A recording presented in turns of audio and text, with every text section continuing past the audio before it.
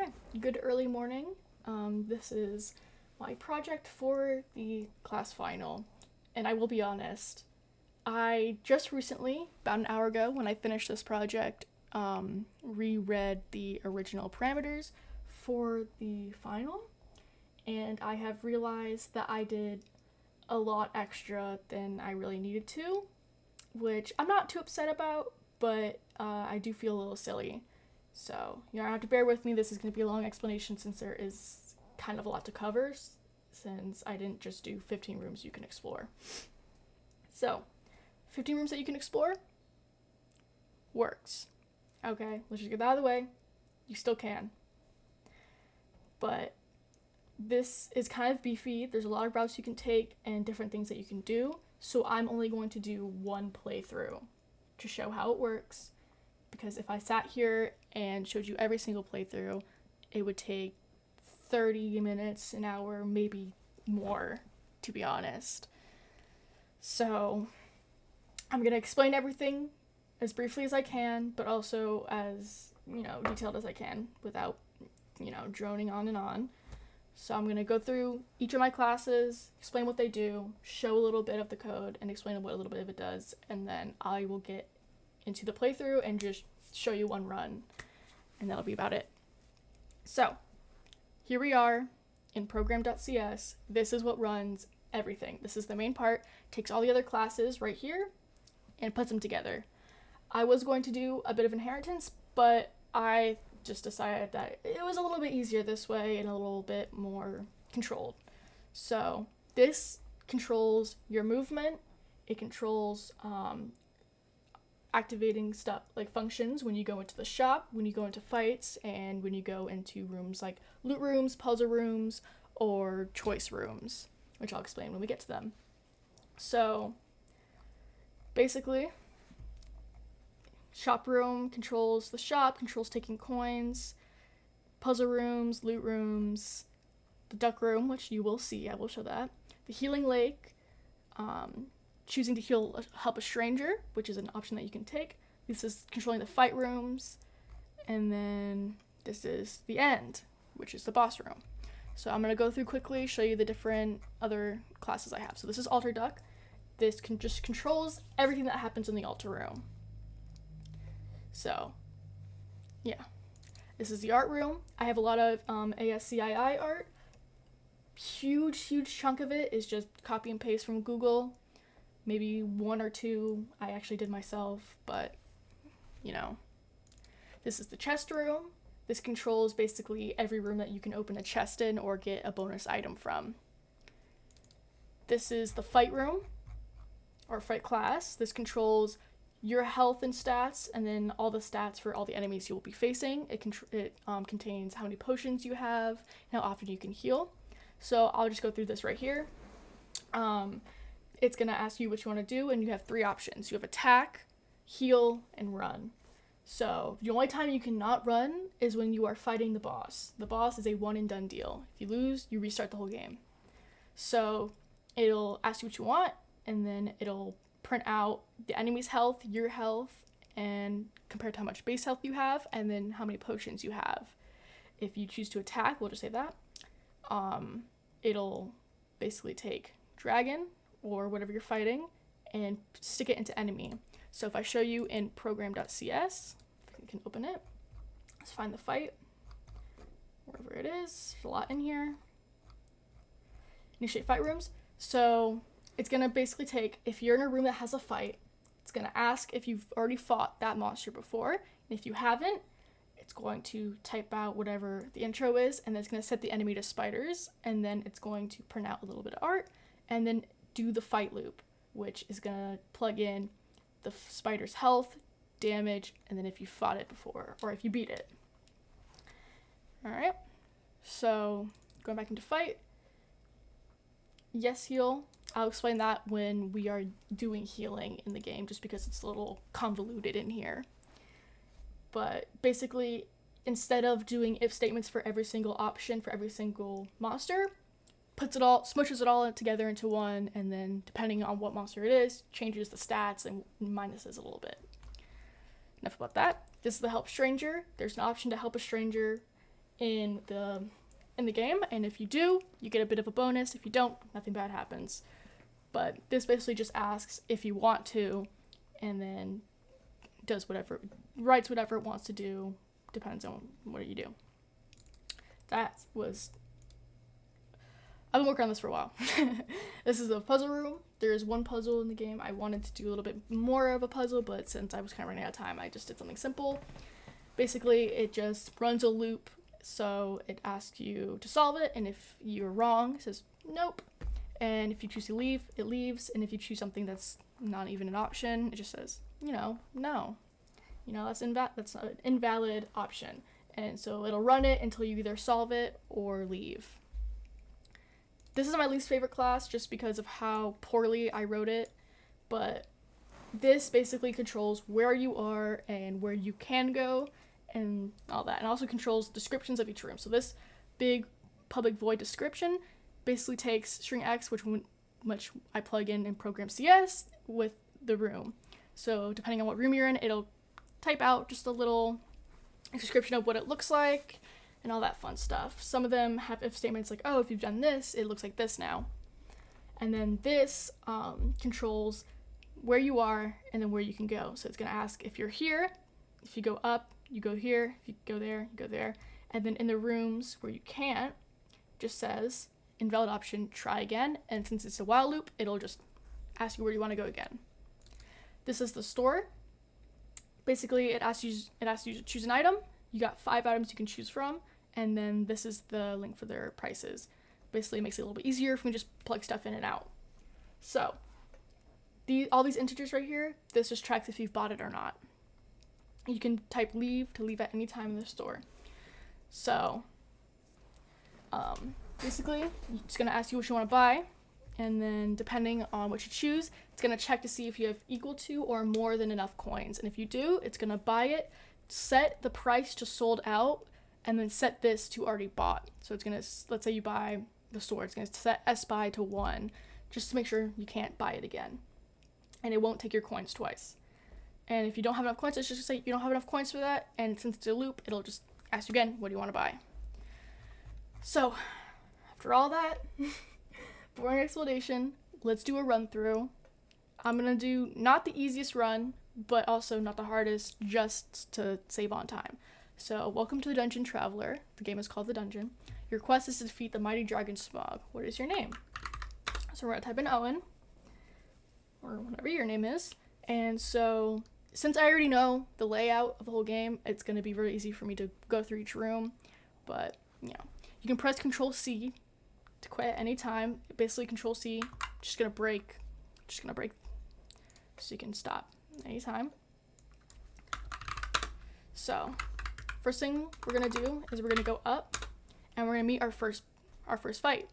It's gonna be the spiders. So you can heal, run, or attack. So we're gonna attack.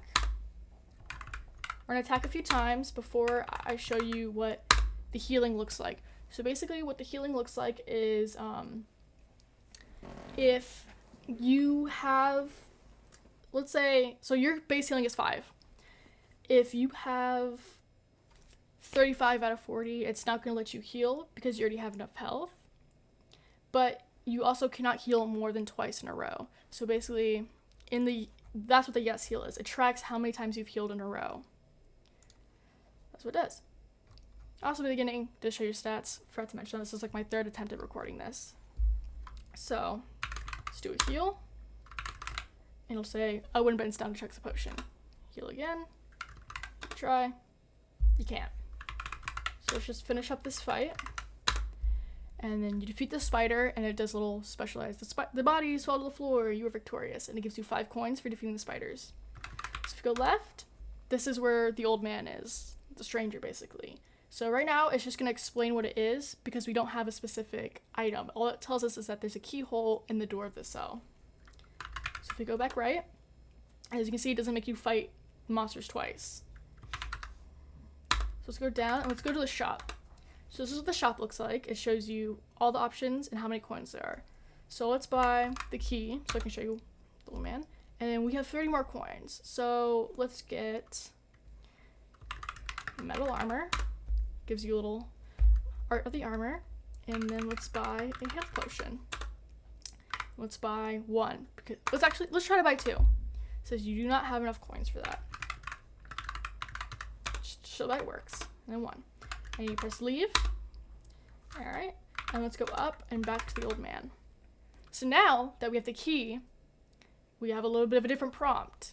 And we also have the little art of him. And he asks to free him.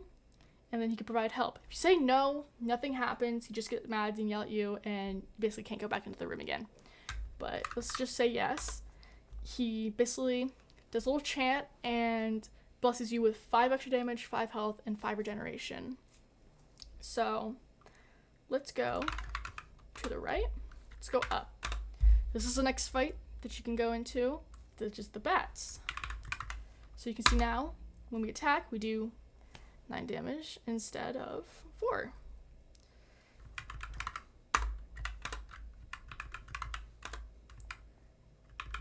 Basically just blow through this fight, but I will heal a bit just to show you.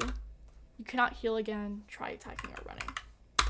So we attack, and then let's go down, and then this is the next fight that you can do, which is the rat.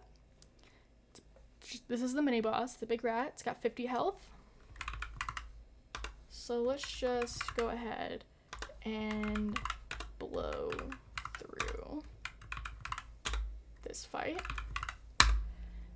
So you beat the rat and you get 25 coins for beating the rat. And so this is going to be the altar room, the first option other than the stranger that you have. There's a duck. If you type anything other than an option, just gonna say something random and prompt you to type again. We're gonna say no, because if you say yes, the duck will cut your HP in half permanently. And basically just says a little funny like, you should know better than to touch a duck in a dungeon. So we're gonna say no.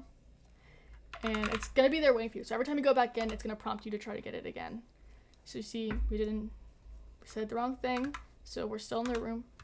So we're gonna say no. So then let's start going down. So if we go to the right, this is the drop off. That's what I like to call it. And basically it's a dirt and stone walkway that caves into the ground, into a bottomless pit. If you try to go right without anything, you can't do it. Maybe there's something to help you across. So that prompts us to search for something that will help us. So if we go down and to the right, this is the puzzle room. So the hint to this puzzle is that throughout the game, the start room, the bat room, and the altar room are all shaped differently, and it says it in the first line of text. Well, start does. I think the altar is about in the middle, but it each describes in order because you do the start room, you do the bat room, and then you do the altar room in that order. You can't beat the mini boss without going through those and getting bonuses. So basically asks you what the order they should be in, and so the order should be start square, bat triangle, and then altar circle. Basic, I know, easy to guess, but you know. So now that you've done that, the halls to the right and down have been permanently opened, so you don't have to keep doing that over and over again. So let's go to the right first, and you find a treasure chest with 20 coins and a long plank. Maybe you could use it somewhere. Hint, hint. So if you go back down to the left, let's just go down just to show you what it is. It is the first door down is the door room. It is a very flashy door. So if you go down again, this door leads to Smog. Are you sure you are prepared to enter? Basically just make sure that you know this is the boss room, you know. So you can say no, take you back up to the door room. So we can go back up. So let's go back up to drop off. So now that we have the plank, if we go to choose to right this time, it lets us over and we find a chest with 40 coins. Perfect. So when we go back into the room, there's nothing here except for an empty chest. It does not let you loot multiple times. So let's go back to the shop and spend our coins. We have 95 coins now. So let's get the great sword and the regen potion. And just for fun, let's do a health potion And let's just buy 4. We don't need to completely spend a lot of money, because when you go down from start, you go down again from Moldy, you come into a beautiful lake, and you have the option to heal 20 health for 5 coins. So let's choose yes. And if you notice carefully, at the explanation of the lake, a slab of wall slightly askew on the other side of the lake. This is the secret room. So if you go left to the lake, there's a single sword in the middle of the floor, and it's glowing slightly. Would you like to equip it? If you have the great sword, it will replace its bonus with the new sword, just so you can't stack them. I will take this sword. It does make the boss fight very, very easy, because this is the secret, and it's basically an overpowered sword. You can get this at the beginning of the game, but if you leave this room, or if you say no and try to come back for it, it is not going to be there anymore. So let's just take it, just because I want to show you the art and just get this over with quickly. So this is the sword. It does 15 damage. That's buff. It's 15. So we go to the right. We're back in the lake. It's going to ask. We're going to do it once more, right? Just before we go to the boss. So now we've explored and done everything that you can possibly do. This is not the only route you can take. You can say no to the stranger. You can touch the duck. You can never find the sword. You can go to the boss without buying any extra armor or potions or anything. Won't be good, but you can do it. So let's just go down to the door. We are ready for the dragon. And it shows up this little chart. It says, "Good luck, the walls are charred. The huge dragon snorts smoke out of its nostrils and growls while sizing you up." Now, if you try to run, you cannot run from this fight. This is it. You either beat the dragon or you lose here. So we are going to win.